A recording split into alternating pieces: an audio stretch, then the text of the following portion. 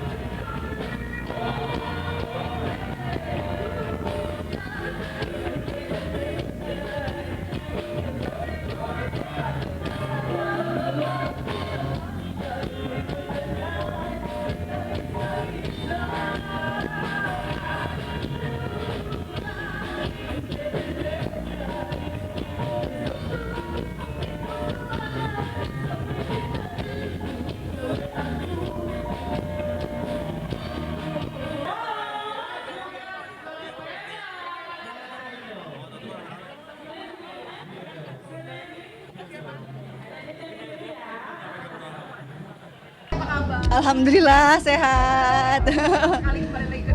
Iya alhamdulillah. Sebenarnya sih aku di dunia hiburan udah sekitar 3 tahun terakhir sih sebenarnya gitu. Iya alhamdulillah, kebetulan kan memang sempat vakum ya. Terus anak aku yang pertama malah dia pengen ke dunia entertain. Jadi pas dia sudah mulai ada undangan gitu televisi, ya aku memberanikan diri lagi untuk tampil lagi deh ngedampingin anak. Seperti itu sih awalnya. Ya udah jadi ya bismillah deh tampil lagi gitu. Kangen nyanyi juga nggak sih apalagi tadi ketemu masanya ini juga lagi pulangnya ketemu dengan banyak fans. Iya, ya sebenarnya aku tuh aslinya tuh orangnya nggak pede sebenarnya. Jadi memang dulu tuh salah satu pilihan juga kayak ya udah aku narik diri juga kayak fokus jadi ibu rumah tangga. Sebenarnya karena memang sifatnya tuh sebenarnya pemalu gitu. Tapi ya karena sudah terbiasa mungkin memang dulu tampil jadi ya terbiasa berani ya udah gitu. Tapi karena ya itu kembali lagi karena memang juga nemenin anak dan juga kayak ya untuk kebutuhan juga gitu kan, jadi ya bismillah aku tampil lagi, latihan vokal. Salah satu kayak dulu aku nggak pede nyanyi tuh kayak kok kayaknya suaranya kayak udah nggak bagus gitu, kayak udah napasnya atau kayak fales kayak gitu kan. Zaman sekarang kan kayak banyak juga hujatan yang aku juga sebenarnya mental aku tuh dulu tuh orangnya tuh sensitif gitu, sering kena mental lah istilahnya. Makanya dulu tuh kayak kalau ada pilihan ya pengennya lebih fokus di rumah jadi ibu rumah tangga. Dan emang juga anak-anak kan dulu sering ditinggalin kan lagi pas aku aktif, jadi kayak pengennya suatu hari kalau memang udah settle gitu, udah ada usaha, ya udah aku fokus di rumah. Ternyata keadaannya berkata lain, dan kebetulan anak aku juga memang mau di dunia entertain, jadi kebetulan aku ngedampingin, terus juga ya alhamdulillah buat pendapatan juga kan, jadi aku bismillah aktif lagi, aku latihan vokal lagi kayak gitu-gitu. Anak di dunia entertain umur berapa tuh sekarang anak yang paling besar tuh? 23 tahun. Kenapa? Nah itu dia sih agak random sebenarnya. Jadi pas dia sekolah tuh kan SMA, kita mengarahkannya kepengennya kedokteran gitu kan. Terus dia ke IPA gitu ya, biologi. Terus ternyata pas lagi ambil rapot dia nyeletuk, katanya Nia pengen ke dunia entertain katanya gitu kalau emang boleh gitu kan. Terus akhirnya kata papanya, ya terserah kamu gitu. Akhirnya dia yaudah deh Nia mau jadi penyanyi gitu. Ternyata kayak emang boleh, ya udah kalau emang boleh. Akhirnya kepengennya sih sebenarnya udah deh gitu, jangan di entertain aja, karena kan kayak yang aku lihat waktunya tuh kayak nggak rutin, maksudnya apa ya, rutinitasnya tuh kayak waktunya tuh acak-acakan, kadang-kadang jam tidur acak-acakan gitu-gitu kan, kayak juga harus kuat iman banget dari pergaulan dan lain-lain. Jadi sebenarnya kalau untuk memilih udah yang normal aja, kayak saya kerja kantoran atau ada jam kerja yang udah rutin lah, normal aja. Kalau memang kamu hobi nyanyi ya sebagai hobi aja, jangan terlalu utama fokus. Aku mikirnya gitu awalnya, tapi ternyata dia bilang, ah Nia pengen fokusnya di nyanyi gitu kan. Kalau seandainya aku dokteran Nia pusing, nanti Nia kepecah-pecah malah jadi takutnya gitulah, biasalah alasan takut kuliahnya acak-acakan lah gini-gini kayak gitu. Akhirnya saat itu kita pilih yang terbaik adalah oh ternyata kuliah ini ada nih kuliah musik, ternyata ada majornya vokal, mata kuliah utamanya ada di vokal. Akhirnya ya udah deh kamu kuliah musik aja, ambil majornya vokal gitu.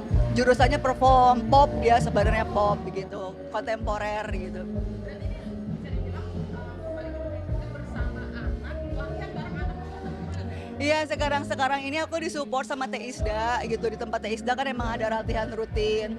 Jadi aku kayak udah Ira sama Nia, ayo sama sahabat-sahabat yang lain gitu, sama Kak Atra yang ngajar, coach kami Kak Atra, itu kita latihan rutin di situ gitu. Jadi kayak ya udah bareng, ada Benigno, ada kalau Mama Isda justru nggak di hari yang sama, anak aku ada yang lain juga, kadang Rizky Ridho juga gitu, sama Nelly Agustin juga kadang ikutan, ada banyak lagi yang lain gitu. Oh, kan genrenya kemana Tete? Sama dangdut juga apa beda? Ya basicnya sebenarnya dia kan pas kuliah aja tuh basicnya seperti klasik, terus dia di pop.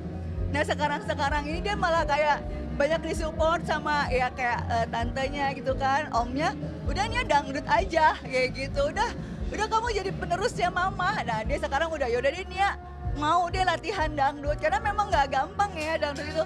Makanya aku dari awal nggak mengarahkan dia di dangdut, karena aku ngedengernya kok kayaknya dia nggak bisa cengkoknya. Nah sekarang dia udah mulai memberanikan diri, dia udah mulai mau belajar latihan. Ya udah akhirnya aku sering ajak-ajak duet gitu, acara TV di lagu-lagu mamahnya kita duet sama Nia gitu. Kan kebetulan dia seneng hobi dance juga kan, K-pop gitu, jadi kadang-kadang aku combine sama ya udah ngedance kayak gitu sih, koreografi. Ini anak yang waktu itu sempat ceritain cuti kuliah kan? Iya, Nia sempat cuti kuliah gitu kan sempat pas lagi COVID kan memang banyak sekali ya imbas gitu kepada banyak orang. Salah satunya aku dan keluarga juga, usaha kami yang stuck gitu kan memang bergerak di bidang properti.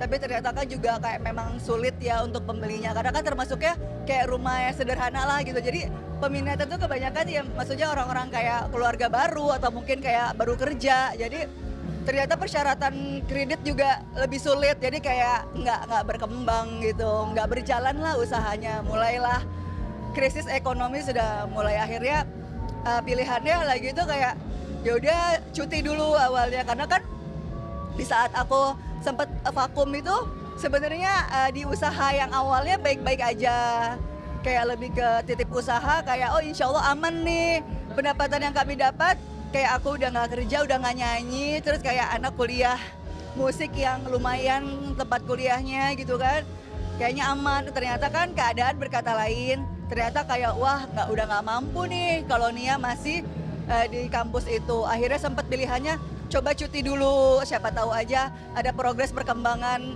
rumah-rumah, ada yang laku atau apa, properti berjalan lagi. Tapi ternyata masih belum progres juga, akhirnya sempat mau berhenti lah gitu, kayak ya udah Nia berhenti aja, karena kan adiknya kan juga masih SMA kan, udah tanggung, kayak kan di swasta juga yang biayanya lumayan mahal. Ya udah Nia berhenti aja, fokus ke Andra dulu aja, sempat begitu sih awal-awal. Akhirnya alhamdulillah ya ada jalan lagi, cari-cari informasi gitu. Akhirnya pindah kampus, transfer nilai ya, tetap di musik juga. Terus itu yang di Bandung, jadi kuliahnya kuliah online gitu, ambil kelas karyawan. Nah dia bisa sambil bareng, dia sambil kerja juga, sambil kuliah diteruskan, alhamdulillah sampai dengan selesai gitu. Berarti sempat juga mengalami sempet. kembali ke dunia? Iya, sebenarnya sampai sekarang juga memang masih belum stabil juga, masih krisis ekonominya masih berlanjut juga ya, masih bismillah aja lah gitu bertahan. Kayak masih banyak tanggungan-tanggungan. Karena kabarnya juga jadi driver online. Suami aku iya driver taksi online tepatnya. Iya karena memang ya memang kebutuhan juga kan, dinyanyikan juga kondisinya kan juga nggak stabil. Suami aku kan juga udah usia juga, sempet melamar-lamar kerjaan juga nggak diterima. Ya itu kan awalnya kan memang di properti itu, kebetulan kan suami memang arsitek ya, sarjana teknik yang sepertinya memang bidangnya cocok, tapi ternyata keadaan berkata lain, sampai sekarang masih stuck gitu, belum progres. Jadi akhirnya ya kayak kita udah banyak keluar biaya di sana. Kita sempet kayak yang tadinya tanah yang kita mau bangun rumah, akhirnya semua buat usaha. Karena kan rumah kami kan udah yang dijual itu di daerah Citayam Bogor. Itu udah kita suami sampai ngurusin pecah sertifikat semuanya. Jadi biar enak gitu penjualannya. Tapi ternyata pas sekali jualan Covid dan peminatnya susah banget. Akhirnya mulai terpakai uang tabungan, mulai jual aset seperti itu. Jadi sampai sekarang belum stabil. Jadi ya ibaratnya tanggungan masih banyak banget. Jadi ya udahlah, untuk lumayan hari-hari gitu untuk makan, ya udah suami aku driver taksi online gitu. Saling supportnya seperti apa sih? Saling menguatkan deh. Iya benar. Iya alhamdulillah sih kalau buat kami ya ini ujian ya. Ya itu memang nggak mudah, tapi alhamdulillah kita saling menguatkan, kita saling mendoakan, saling kasih sayang. Kalau ada masalah kita saling bicara. Ya alhamdulillah sampai dengan saat ini ya kami masih baik-baik aja, masih bertahan.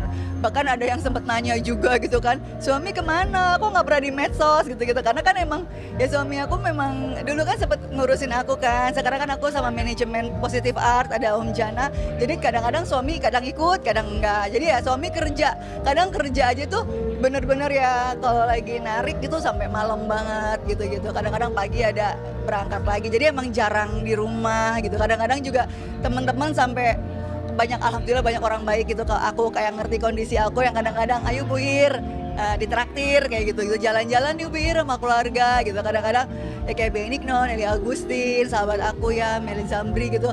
Teh Isda juga sangat membantu juga nge-support mental juga, secara material juga banyak banget sahabat-sahabat aku membantu. Ada yang minjemin ya gitu-gitu kayak udah ini banget lah gitu, banyak yang aku lalui, tapi aku bersyukurnya ternyata banyak banget orang baik yang itu menguatkan aku juga gitu. Kayak ya udah ya bismillah lah, tinggal pada ngasih semangat, ayo Ira semangat lagi gitu. Kayak Teh Isda ngajak latihan vokal gitu, kayak gitu. Jadi kayak ya alhamdulillah deh aku harus kuat buat keluarga, buat anak-anak gitu kan. Aku juga tinggal kan ada orang tua, ada adik juga, jadi kayak iya karena dari kecil emang aku tulang punggung, jadinya ya aku harus kuat lah, bismillah gitu. Walaupun masih banyak tanggungan ya bismillah, mudah-mudahan rezeki kita nggak tahu dari mana aja gitu kan. Ya bismillah lah, mohon doanya aja. Aku juga tahu di luar sana pasti banyak yang lebih sulit dari aku. Makanya pas kemarin sempat di acara talk show sempat terungkap gitu kan. Yang aku maksudnya kayak mohon maaf bukannya mau mengeluh, tapi karena mungkin ya karena memang sudah tersimpan lama, terus akhirnya pas ditanya masalah titik terendah terungkaplah gitu dengan kondisi pekerjaan suami aku saat ini gitu kan. Jadi tapi ya di sini kan dalam arti juga gitu, kadang-kadang kan kayak ya karena memang ya kondisi kami memang sesulit itu gitu, kayak ya suami tuh narik istilahnya bersih 100.000 buat makan, bersyukur alhamdulillah. Karena kan juga mitra ya istilahnya, dibilangnya mitra di perusahaan itu. Suami aku driver taksi online, itu kan awalnya sempat kita ada mobil sendiri tapi masih kredit gitu kan. Nah ternyata ada kebutuhan yang harus dijual akhirnya gitu kan. Nah akhirnya sistemnya sistem sewa seperti itu ya. Nah di situ kan kayak satu hari itu ada potongan, ada bensin dan lain-lain, ada potongan itu juga. Jadi kayaknya kadang-kadang bersih 100.000 aja alhamdulillah gitu. Mungkin di luar sana aku sempat ngelihat oh ini beritanya beda-beda, ada yang bilang online ojek gitu kan, ada yang ojek pengantar makan. Nah karena kan di pernyataan itu aku bilang suami aku driver online, tapi yang lebih tepatnya adalah driver taksi online, dan itu juga mitra gitu. Kayak bukan sekarang ini, beberapa bulan ini bukan kendaraan milik pribadi tapi kayak sistem sewa gitu. Ya udah kurang lebih dari 2022 itu udah 2 tahun setengahan.